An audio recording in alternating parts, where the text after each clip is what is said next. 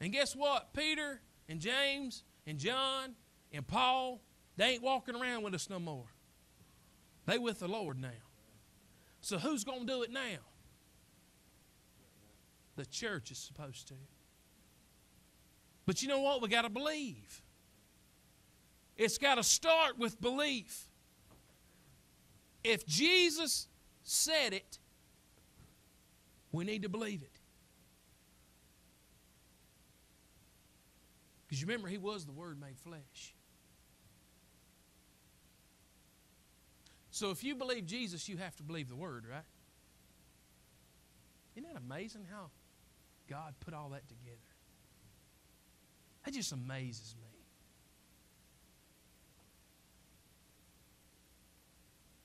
Listen. It says in verse 47, when He heard that Jesus was come out of Judea into Galilee, He went unto Him and besought Him that He would come down and heal His son, for he was at the point of death. Then said Jesus unto him, except ye see signs and wonders, ye will not believe. The nobleman saith unto him, Sir, come down ere my child die. You know, there's some people today, they won't believe unless they see a sign and a wonder. Jesus actually said, don't trust in signs and wonders. He said, you trust me. You trust God. You trust my word.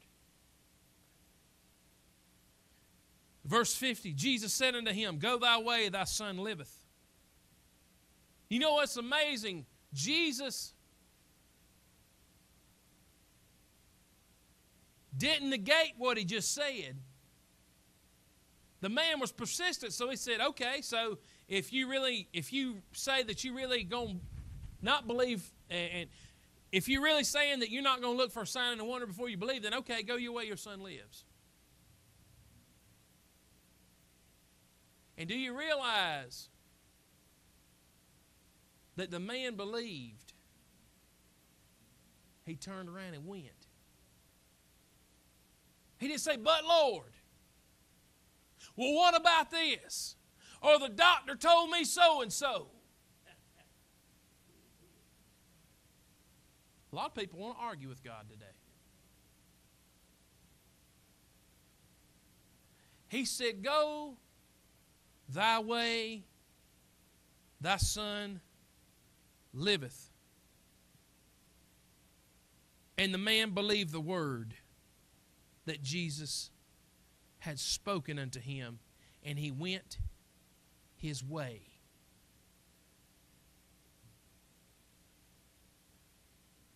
And as he was going down, his servants met him and told him, saying, Thy son liveth.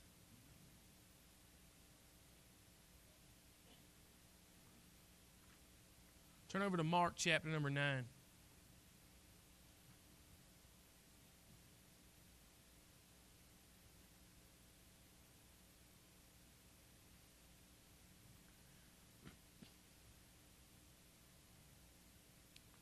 Mark chapter 9 is a story of a young child that was possessed with an evil spirit. How many of y'all know evil spirits are still around today? They still possess, they still oppress, if you let them. And this father had took his son to Jesus' disciples. Now y'all need to listen to this. They took him, if you compare this to modern day times, they took him down to the church. Right? Jesus' disciples were his followers. If you a church member, you're supposed to be a follower of Jesus, right? If you saved, you got to be following him. You can't be saved and not following him. It means you're not saved. Y'all hear that? You can't, I'm going to say that again, that was pretty good, wasn't it? You cannot be saved and not follow Jesus.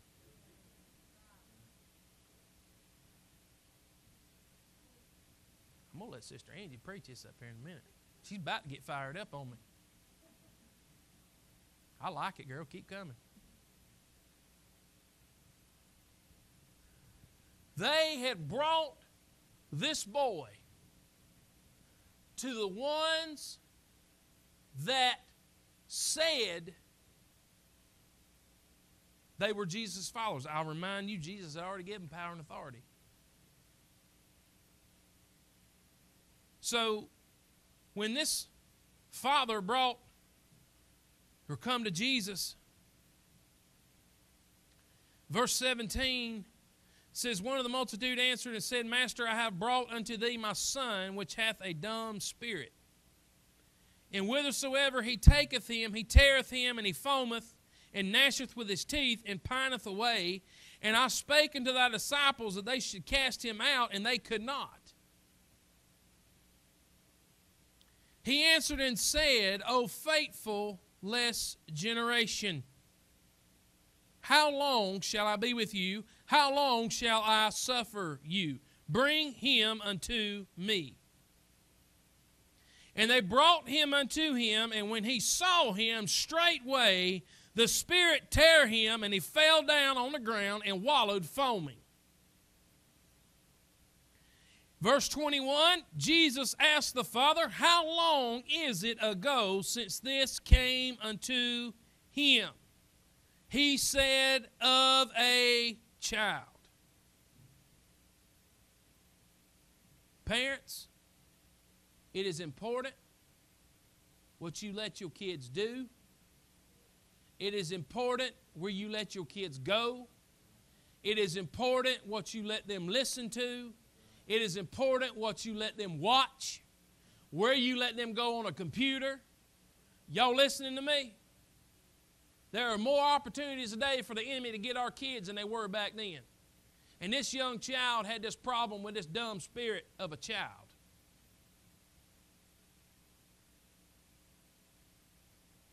Verse 21 or 22, it says, he ofttimes hath cast him into the fire and into water to destroy him. But if thou canst do anything, have compassion on us and help us. Isn't it amazing how sometimes people come and say, Jesus, if you can do something, Jesus can do all things. Let me share something with you. Don't ever come and say, Jesus, can you please cleanse me? Because yes, he can. You come and you say, Jesus, please, Jesus, I come as a sinner. I need you to cleanse me. Don't question him and say, can you? Because he can. I like what Jesus said back to him. He said, if you can believe, it ain't a matter of can I do something, it's can you believe? All things are possible to them that believe. I ask you this morning, what do you need? What do you truly need in your life? And then I'll ask you this, can you believe for it? Do you believe his word? Now I'm going to tell you something. Just getting up and walking up here don't mean you believe. You got to believe it. And guess who knows if you believe it or not? He's the one healing you, not us. He's the one delivering you, not us. He's the one setting you free, not us.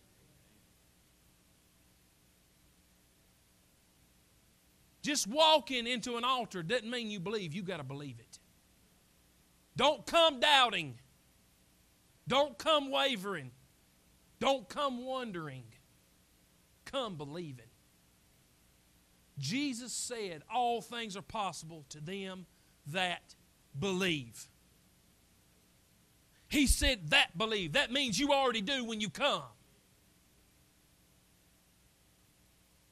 This man said, I believe. And Jesus met his need right there.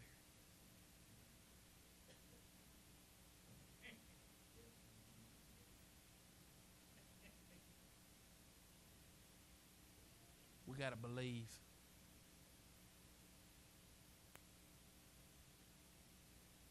And if you're having trouble believing, ask him to help you believe.